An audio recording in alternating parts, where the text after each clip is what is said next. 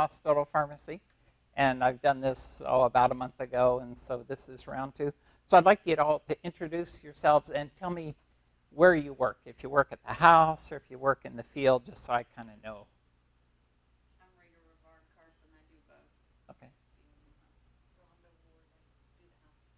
Okay. Angie Ricker, I work at the house. Okay. Jerry Kepler, I'm at the house. All right. Andrea Morgan, house. Lucy Harris, house. Lindsay Morrissey, house. Carol Babin, house. Randy Green, house. Sandy Owens, house. Okay. Well, everybody's at the house pretty much. And so, but some of what I'm going to talk about, because if you're working out in the field, I know that the hospice nurses as a whole, you're taking care of home health patients, palliative patients, and hospice patients. And so some of what I'm going to talk about isn't going to pertain so much to your work there at the house, because we know at that point we're going to go ahead and give the medications, whatever it takes to keep the patient comfortable when they're in the house. So if you would like just a couple of housekeeping issues, if you have questions, feel free to just raise your hand, and let's answer the questions when they come up, rather than wait till the end and then you've forgotten what you're going to ask. Confidentiality, let's try not to use patient names in discussion. And finally, if you have cell phones, maybe just turn them to silent so you don't interrupt myself or the other attendees here. These are I just put these up here. This is a list of what goes through my mind. We're in, at like IBG meetings. My first approach to medication selection is, number one, it has to work. You know, if a medication isn't going to work, we're not even going to bother with using it. The second thing that I consider then is adverse effects. And these are multiple things that we're working through with the nurses and the physicians. Allergies, side effects, disease state consideration. That's things such as renal failure, hepatic failure.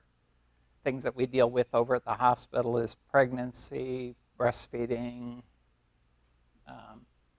drug interactions. We consider those.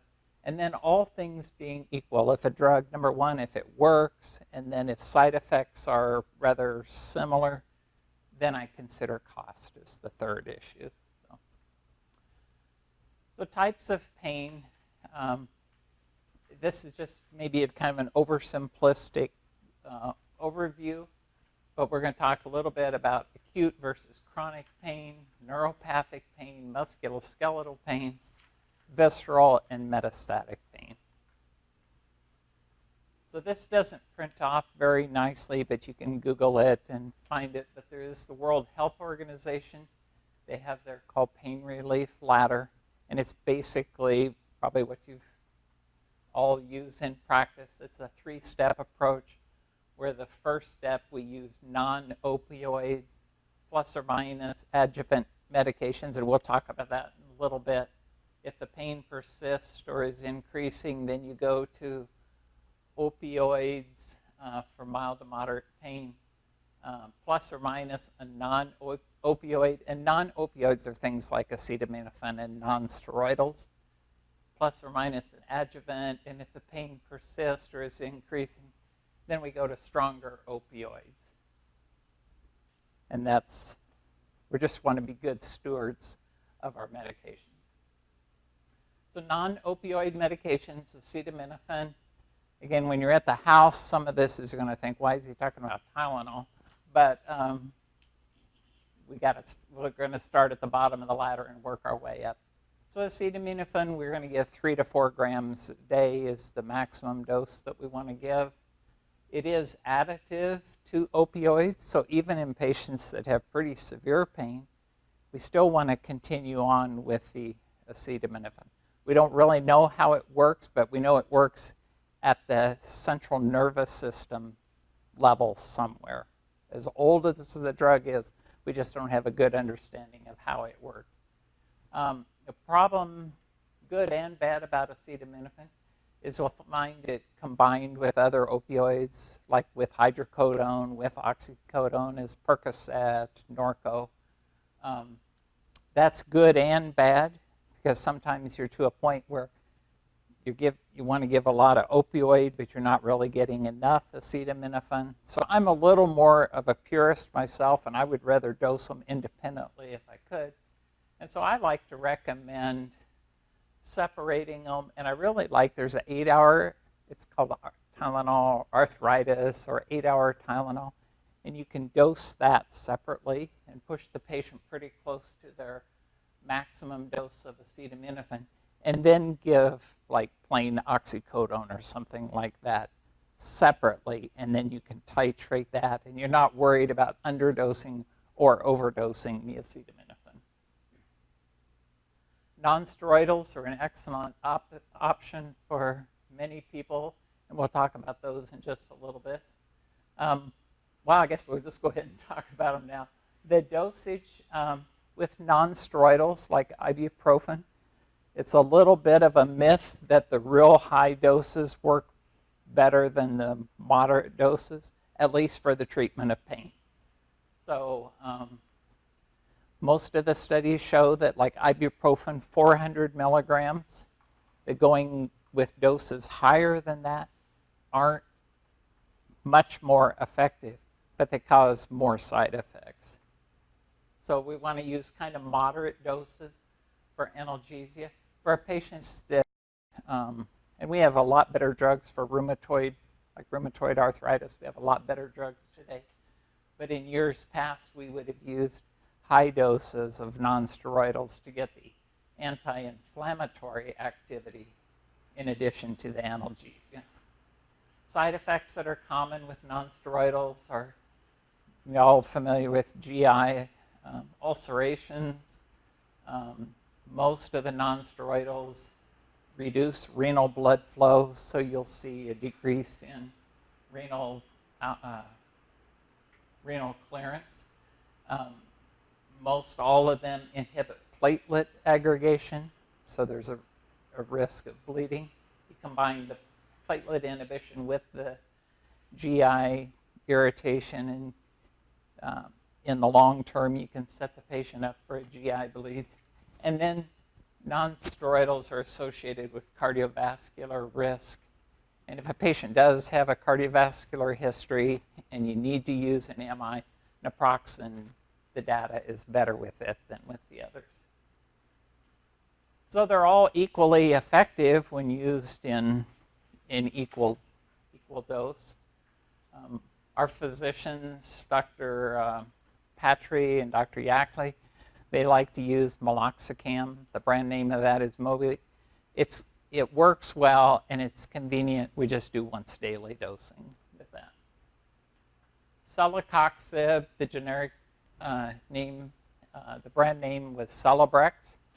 It is nice. It's in a unique family called it's a COX-2 inhibitor. And so it does have less GI toxicity. So if somebody needs to be on it chronically, that's going to be the one I recommend first, just because of the lower GI risk. Naproxen and ibuprofen are nice because they come in a liquid formulation. When you have patients that can't swallow and they have tubes, that sort of thing, those are convenient. And lastly, ketorolac, the brand name for that was Toradol. And it's unique in that it comes in an injectable formulation. Adjuvant analgesics. These are things that we're going to use for neuropathic pain and bone pain. I was here last month, and one of the nurses said it's common that patients will have multiple sources of pain. They have a neuropathic pain. They might have a compression fracture from all the prednisone they had to take, something like that. So sometimes it's beneficial to try to target the actual source of the pain. So for neuropathic pain, and we're talking about, goodness, we see so many people with diabetic neuropathies or a post-herpetic, somebody had shingles, and you get a post-herpetic neuralgia from that. Antidepressants are really kind of the treatment of choice for that. My favorite one is duloxetine, which the brand name of that was Cymbalta. But the other older antidepressants, amitriptyline and nortriptyline, They are effective, but they just tend to have more sedation, constipation, dry mouth, those kind of things. But we've had some patients that at IDG where we've had some feedback from the nurses, and some patients have really dramatic response to duloxetine. So that's kind of become my go-to medication for neuropathic pain. Corticosteroids have a role. Dexamethasone, Decadron is nice. We typically dose that like 4 milligrams twice a day and then increase the dose. Gabapentin, with a brand name for that, was Neurontin, and pregabalin is Lyrica. Those are effective for neuropathic pain. The disadvantage on those is pregabalin is still very expensive, but the disadvantage is you have to titrate these up, and you have to titrate them so slowly.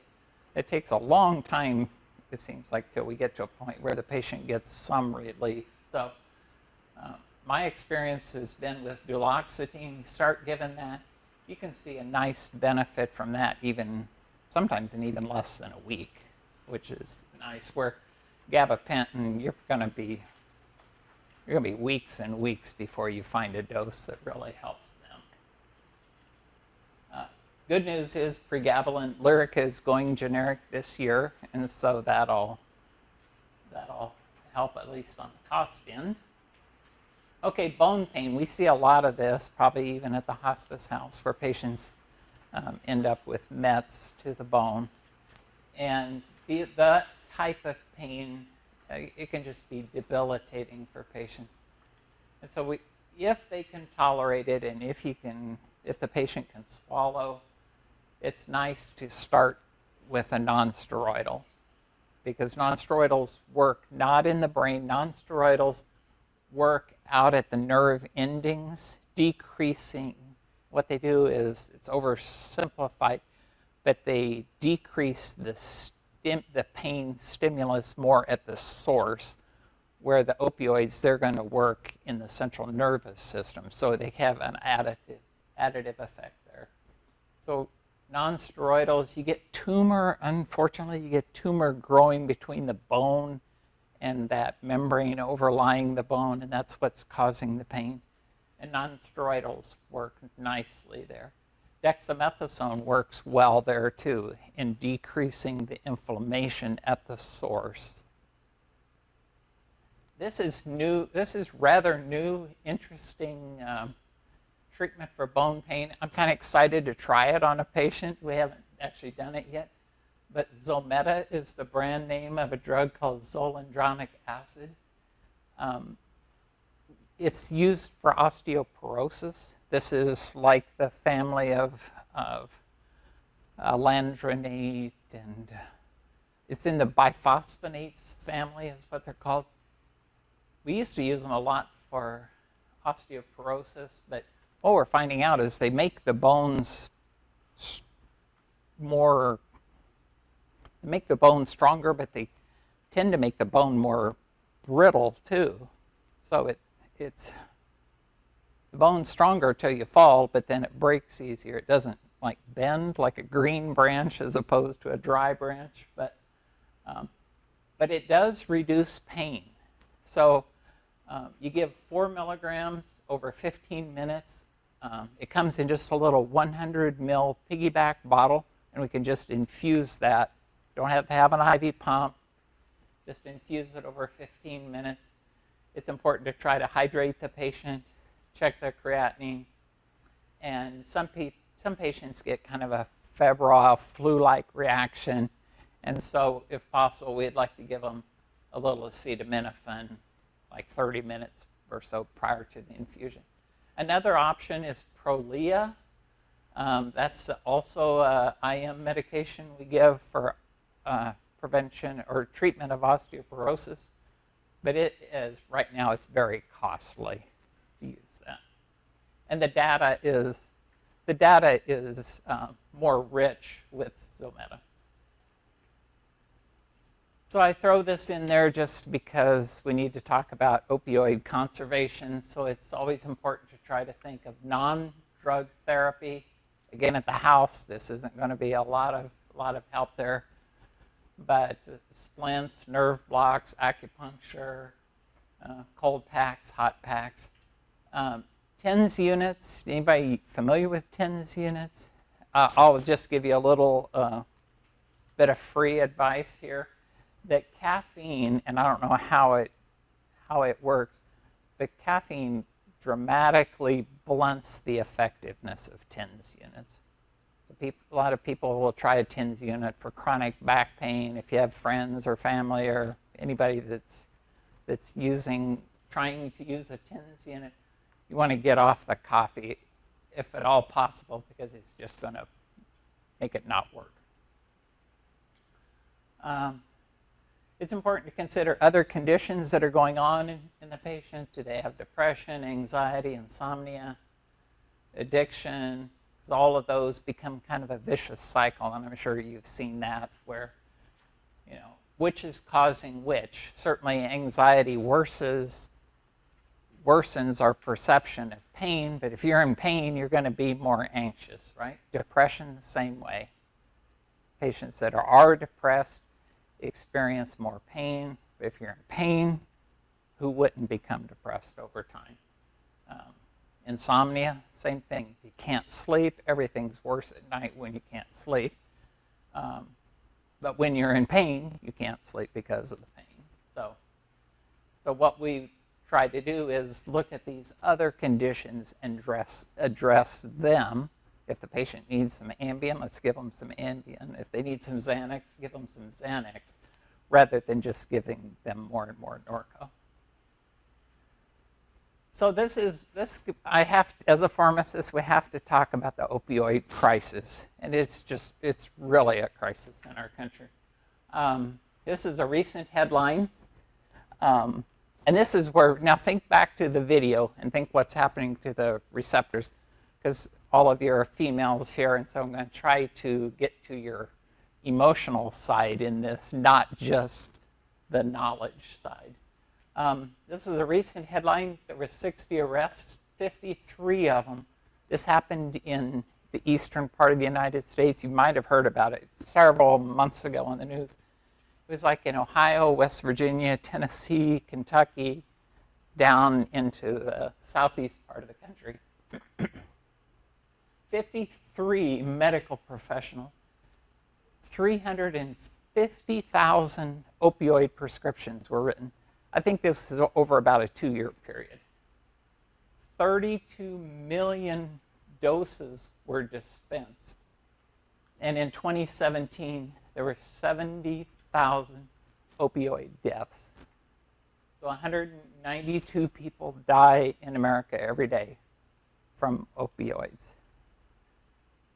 They asked the question last time. I don't think we're counting hospice patients in here. Okay, I don't think that's the group of people that were even considered. So we talked about the video clip, and I tried to explain that a little bit. The concept of tolerance, dose escalation, and addiction. So did everybody get kind of that understanding from that? And then once you become dependent on it, at that point you're dependent, you're addicted to that medication. Now, we don't like to say that regarding patients that are hospice patients. We're not implying that, but that is the steps. The risk factors for addiction, these are just things that are reported in the literature. Poverty, unemployment, a personal or family history of substance abuse, younger people, people with a history of criminal activity, people with past problems at work and with family members and friends, people that are risk-taking or thrill-seeking behavior, heavy tobacco use, history of severe depression or anxiety, and people that are just in stressful situations. So we think of like these poor soldiers coming back, that have PTSD, or abused women who are in terrible circumstances. They're just at a greater risk for addiction. So I titled this slide, "Why Don't People Just Quit?" Right? We remember the slide, you remember the little receptors, and it gets to a point where you just can't quit. Does anybody recognize this guy? I don't remember his name, but he's a nurse practitioner, and he was one of those health professionals that was arrested. And I'm going to try to make the point here as to how powerful opioid addiction is. In 3 years, this gentleman prescribed 1.4 million addictive pills and 1,500 fentanyl patches, and he's a nurse practitioner. He's not a hospice. He's not Dr. Yackley, Dr. Patry that are prescribing medications for people that need it. And he prescribed it for a price. And the price was money, and the price was sex. So stop and think about that. Think of someone that you know. He called his home the fun house. And so these people, these poor women, went to his home and traded sex for a Norco prescription or fentanyl prescription. So think back, think of someone you know or a loved one, and imagine having to go to this guy and how terrible you would feel. That's how addictive the drugs are. And then you do it again and again. So flow rate considerations, changing the subject entirely now. If you have a patient who has a central line port, we don't have many of those, but we're talking about CAD administration of opioids now, because these questions come up. We need to work with you at the house, if you are giving it IV, that we need to get the dilution right so that we're giving 1 milliliter per hour continuous infusion. That's necessary to keep that port open. So if somebody needs morphine, say they need morphine 5 milligrams an hour, we'll want to use at least a 5 milligram per mil dilution.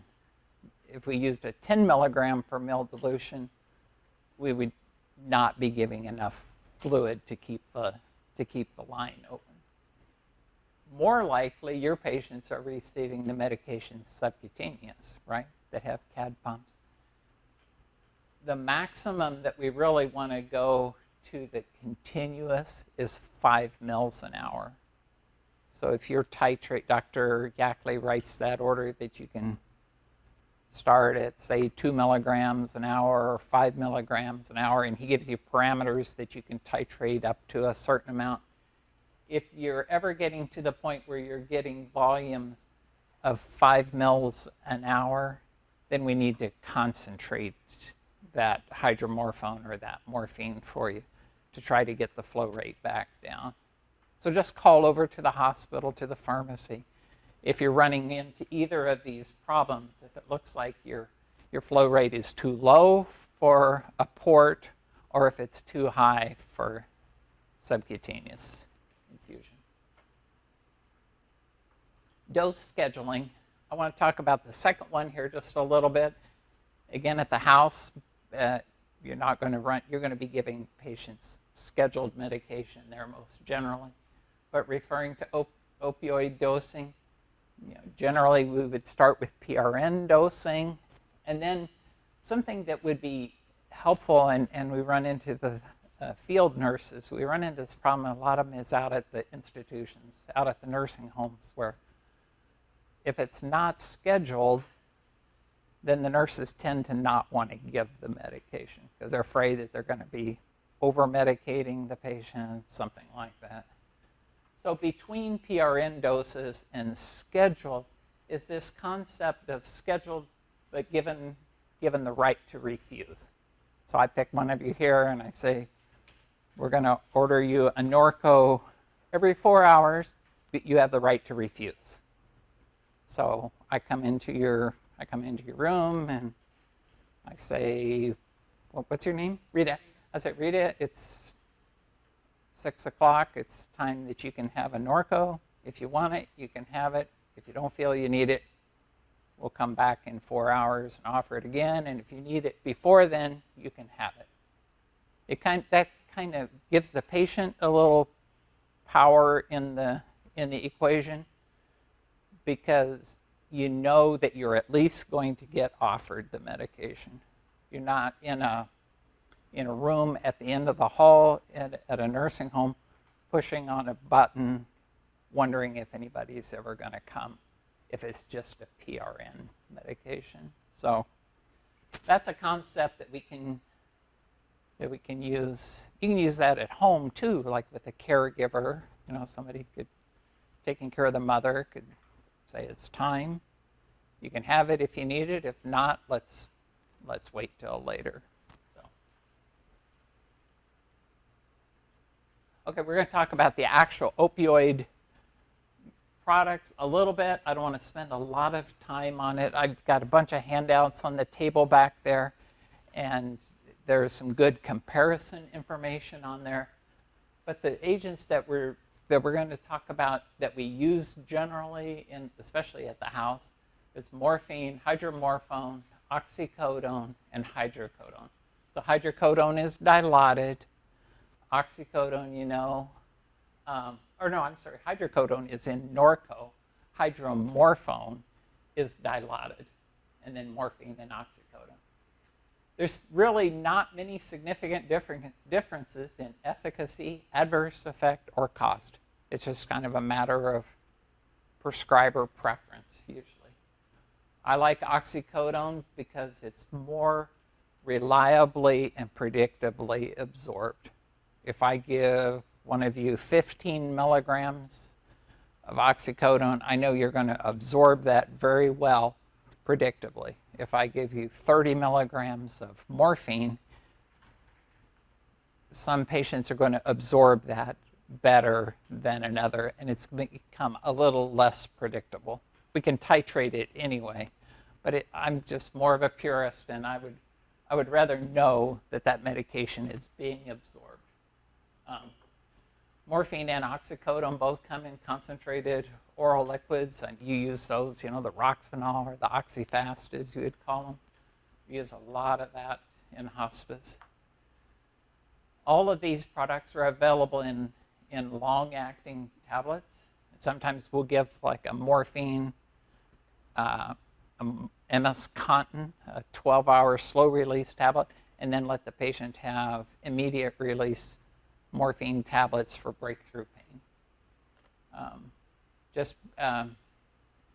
Be cautious in patients with hepatic and renal dysfunction that the activity, the analgesia will be prolonged.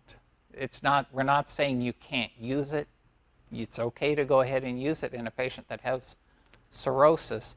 Just be aware that we're going to give a little dabble do you, so to speak. You can give a little bit, and it'll last a long time. We just take that to our advantage in that we just don't have to dose as frequently.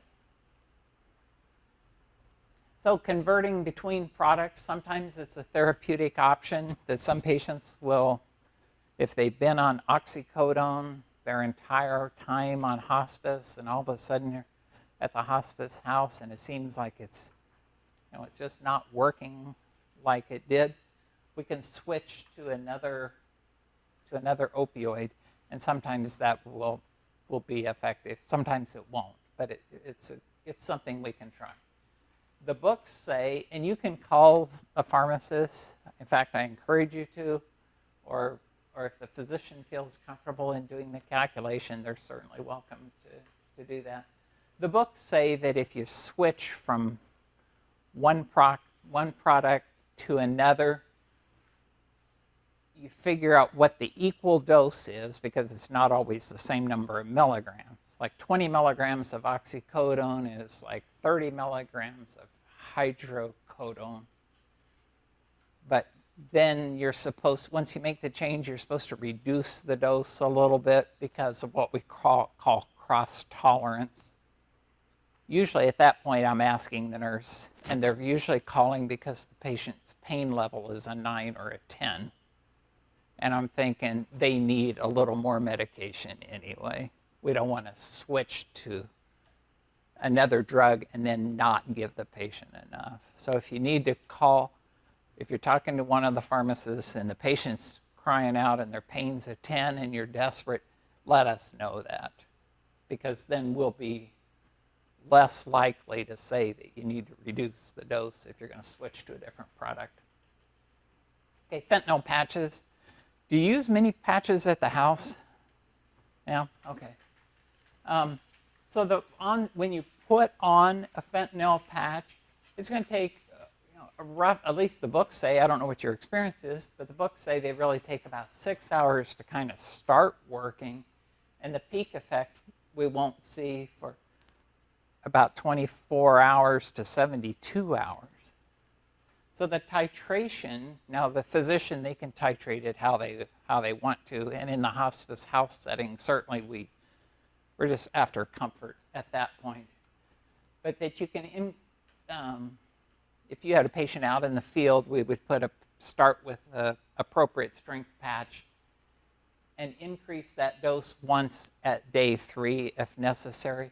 But then we don't want to increase the dose more often than every 6 days, or about every other patch. We want to give about 6 days worth, then increase it, then another 6. Fentanyl is. If you're not getting good relief, like at day 4 or 5, then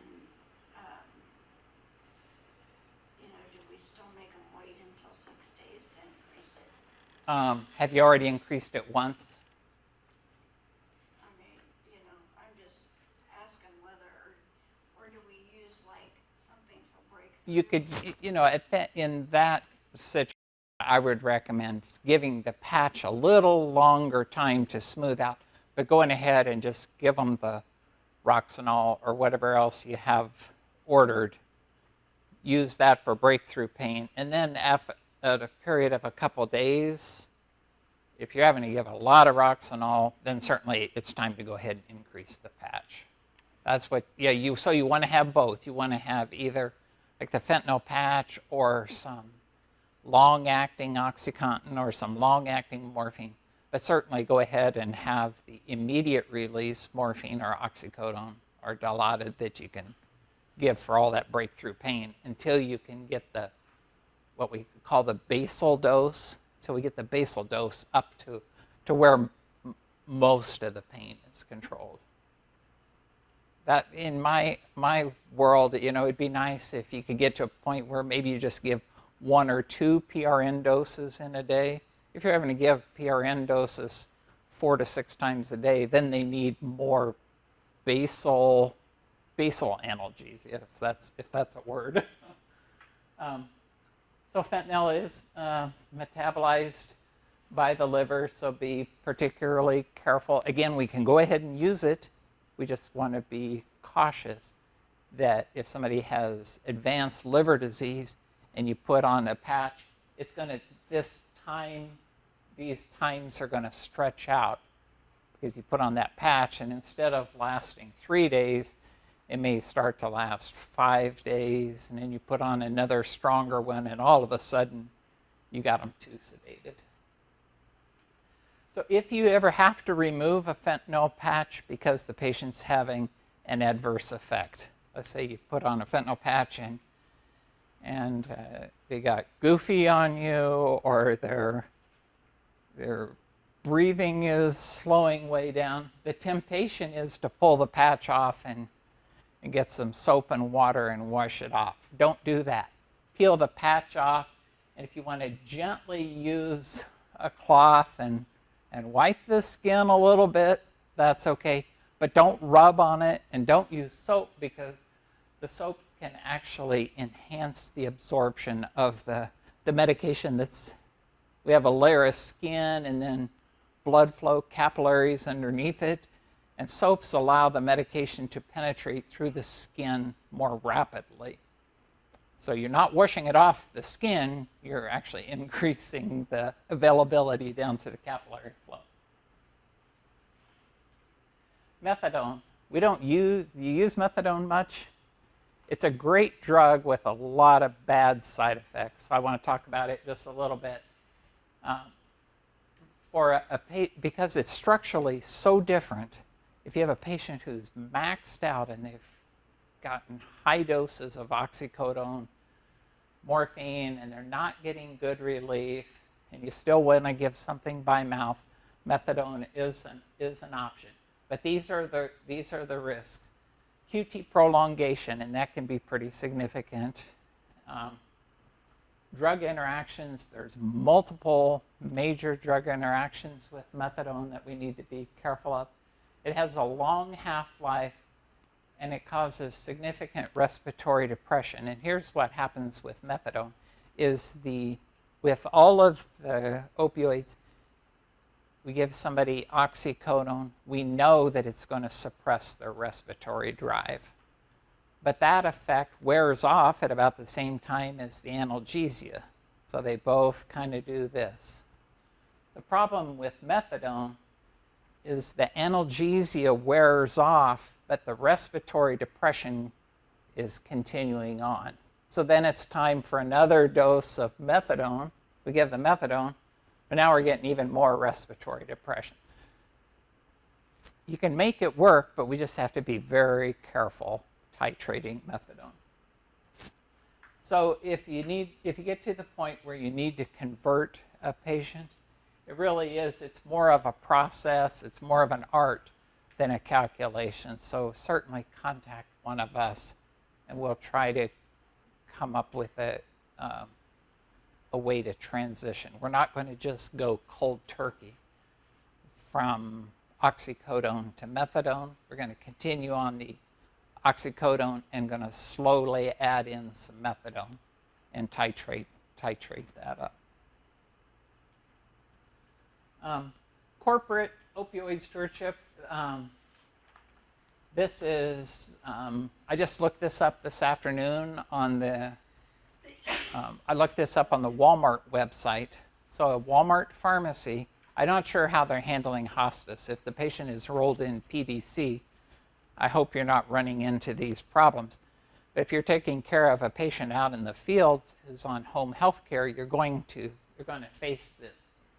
And Walmart and Walgreens and hopefully independent pharmacies, Dellons, hopefully corporations are starting to push back on opioid prescribing to the point where they can. And so this is right off of Walmart's website. And so the first 7-day prescription, you go to the doctor and you've had your knee replaced. That's typical. Somebody comes out of the hospital, their knee hurts like crazy. And Walmart has these restrictions on that first prescription. You have a limit of 50 milligrams of what we call morphine equivalents per day for 7 days. And I have those on the next slide to show you what those equivalents are. Oh, no, I have it right here, actually. So that would be the equivalent of either the patient can have 50 milligrams of morphine a day. They can have Hydromorphone, which is Dilaudid, 12.5 milligrams a day. You can have Hydrocodone, 50 milligrams a day. So that's a lot of Norco, really, for an initial prescription. Or Oxycodone, the math works out to 33 milligrams a day. If you come in with a prescription that has higher doses than that, they're not going to give it to you, if it's an initial prescription. If you're taking medication already for chronic pain, then they'll work with you and they have to bypass things in their computer, and they have a lot of hoops that they have to go through. But they're trying, and I applaud them for that. So the symptom management orders, those are your standing orders. I trust that you're all familiar with those, but they kind of follow the WHO ladder. So again, if you're at the hospice house, generally, do you have to deal with physicians besides Dr. Yackley and Dr. Patry when you're at the house? So do you ever have problems getting orders you need? Sure. Yeah, I hear about that at IDG, and so I would say address those early at IDG if possible. Get Kim, get whoever comes over to the IDG group, and just be blunt with Dr. Patry or Dr. Yackley and say, we're having trouble with physician X and we need some help. And when they're pushed enough, they'll generally intervene, and they may call the physician themselves. Sometimes it's kind of uncomfortable for them, but just be direct. I encourage any of you that come to the IDG meetings. It's helpful for me as a pharmacist when I'm here if you state the problem right up front that the patient's having. If pain is their chief complaint, you're going to tell us about everything going on and the family and their blood sugar, but state the problem right up front and be bold and say, we're giving this, but this patient is hurting. And then we'll lock in on that and we'll get something done.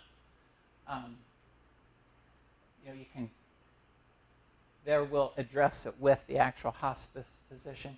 You can always call us over at the hospital. Feel free if you're struggling at the house and you want to talk to somebody else before you talk to the physician. Feel free to call us.